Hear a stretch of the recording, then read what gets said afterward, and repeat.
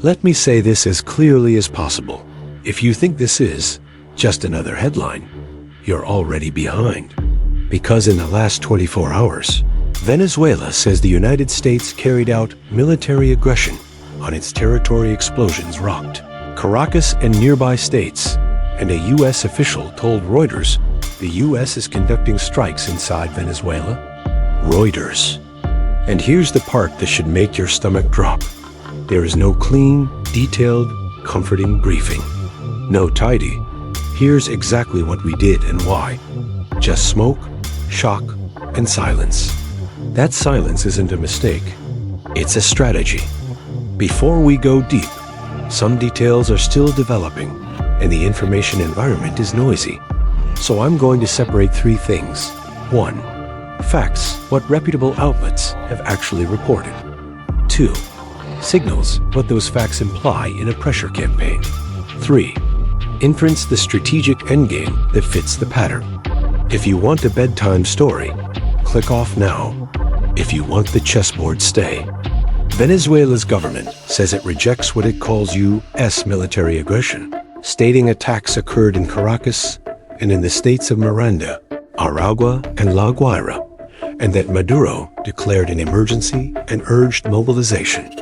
Reuters then published something even more consequential.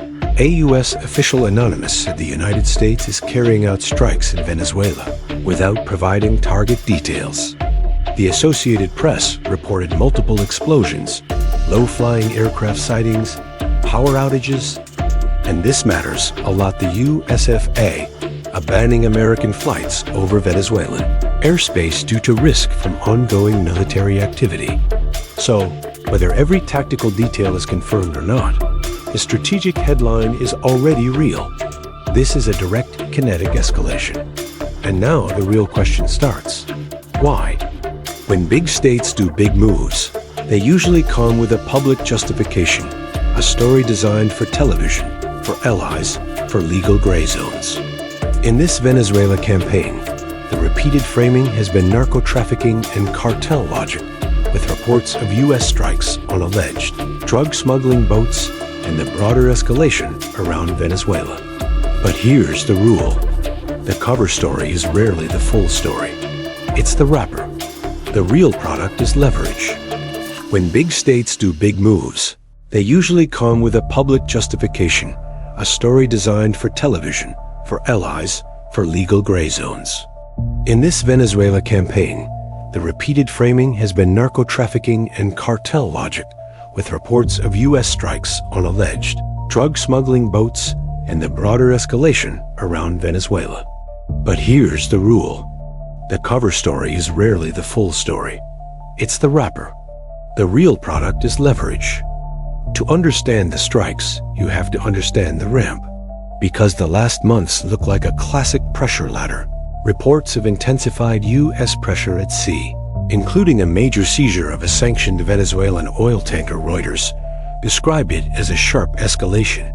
Trump ordering a blockade of sanctioned oil tankers heading in and out of Venezuela, reported by multiple outlets. ABC News reporting Trump repeating a claim about Venezuela taking U.S. energy rights and saying we want it back. CFR describing unprecedented military deployment and use of force in waters off Venezuela and mounting concerns of escalation. So don't read this as random violence. Read it as phase change. You don't blockade the oxygen line and then pretend you're not prepared to tighten the mask. In deep geopolitics, there's never just one objective. There are layers. The U.S. can pursue all of these at once. Regime leverage, fracture the inner circle, force concessions, or force an exit. Oil control, not steal oil like a movie villain, control the flow, the pricing power, the choke points, the contracts. Asset reversal, undo expropriations, reopen access, get rights back. Deterrence messaging, warn partners and patrons, China, Russia, Iran, about the cost of playing in this space. Domestic politics, demonstrate strength, simplify the story, own the narrative. Now, I'm going to translate those into plain English. Because plain English is where the truth hides. When a superpower wants a leader gone, it rarely starts with tanks rolling down a boulevard. It starts with something colder. Make the leader's environment unlivable and offer a door.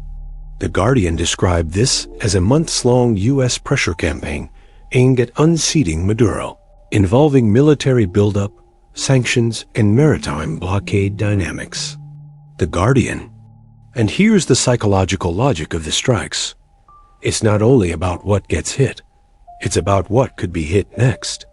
It's about getting every general, every oligarch, every intelligence chief in Caracas to ask one question in private. Is Maduro worth dying for? That's how regimes crack not from the outside, but from the inside when the cost of loyalty spikes overnight. You need to stop thinking of oil as gas prices. Oil is influence. Oil is logistics. Oil is currency. And Venezuela is sitting on one of the most strategic hydrocarbon endowments on Earth, while simultaneously being economically fragile and sanction sensitive. So when you see tanker seizures and tanker blockades, don't hear policy. Hear throttle. Reuters documented how a sanctioned Venezuelan oil tanker seizure marked a major escalation. And Trump's blockade order was widely reported as a tighter chokehold designed to increase pressure. Now, add the strikes. This is pressure economics with teeth.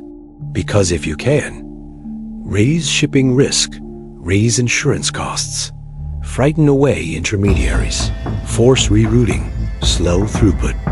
You can collapse a country's cash flow without saying the quiet part out loud.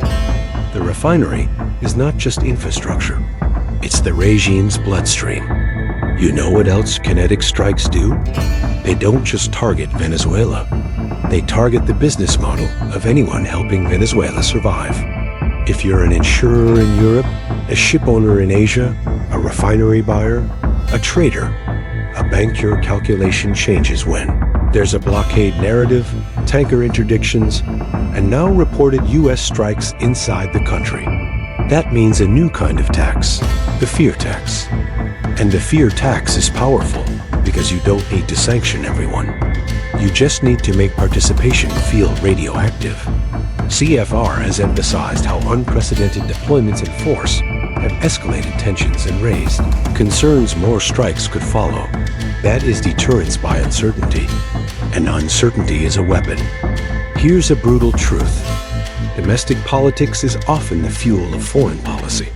A complicated Venezuela story sanctions, oil rights, maritime law, international legitimacy doesn't sell. But a simple story sells. We hit the bad guys. We stopped the traffickers. We took action. AP notes the escalation context includes U.S. strikes on alleged drug smuggling boats and Trump signaling land-based strikes were possible. Now, am I saying this is only politics? No. I'm saying politics is the wrapper that makes risky action easier to swallow. And the more ambiguous the details, the easier it is to keep the narrative clean. You asked, what didn't Venezuela do? What do they refuse to do? Based on what's been reported and the shape of this pressure campaign, here are the likely friction points. They didn't yield under the escalating maritime and economic pressure. The pressure kept increasing, which implies the earlier levels didn't achieve compliance. They didn't restructure the deal on terms favorable to Washington, especially if the dispute includes claims about energy rights and reclaimed assets. They didn't accept the exit ramp. If the pressure campaign's goal is to unseat Maduro, then the absence of de-escalation signals, no acceptable concession has been reached. And there's another possibility, call it the darkest one. They didn't stop being useful, as an example, because sometimes a superpower needs one country to serve as the billboard for what happens when you resist. Not forever, just long enough to scare the room. The reason you're not getting a clean briefing is not necessarily incompetence. It's operational ambiguity, a very old, very effective doctrine. If you don't know what was hit, what will be hit, who was targeted, what the threshold is, then you can't game the system. And if you can't game the system, you can't stabilize the regime. Reuters reporting that a U.S. official confirmed strikes, but offered no details, fits that pattern precisely. Reuters strategically, ambiguity does three things. It terrifies insiders. It spooks external partners. It keeps Washington's options open. That's not a bug. That's the feature. Now we step into the legal minefield. AP reported the FAA ban on U.S. flights over Venezuela due to military risk, which already signals seriousness beyond routine operations. And multiple outlets have highlighted that escalation around Venezuela has triggered legal questions about war powers and international law in related contexts. Here's the pragmatic truth. States do what they believe they can get away with. Law is often the argument that arrives after the aircraft. Okay, deep geopolitics time. If you're advising the most strategic country on Earth, you're not aiming for a headline. You're aiming for an end state. Here are the end states that fit the pattern. End state A, forced negotiation. The strikes are the final shove to force a closed-door deal. Limited relief or carve-outs, exchange for sweeping concessions and a restructured energy landscape. End state B, controlled collapse. Not total chaos-controlled destabilization that fractures the elite, collapses cash flow, and changes leadership or policy by internal rupture. End state C, regime still stands but bleeds. Sometimes the goal isn't to topple instantly. Sometimes the goal is to ensure the regime can't normalize, can't attract capital, can't breathe until it becomes negotiable. And in all three end states, oil isn't the only prize. Oil is the lever. The prize is alignment. The clearest public window into the mindset is that ownership, framing reported by a BC about Venezuela taking US energy rights, and we want it back. Because that tells you the negotiating posture. This is not charity. This is not moral outreach. This is a power dispute over assets, influence, and the right to dictate terms in the Western Hemisphere. Now, the next move. 3 scenarios. 1.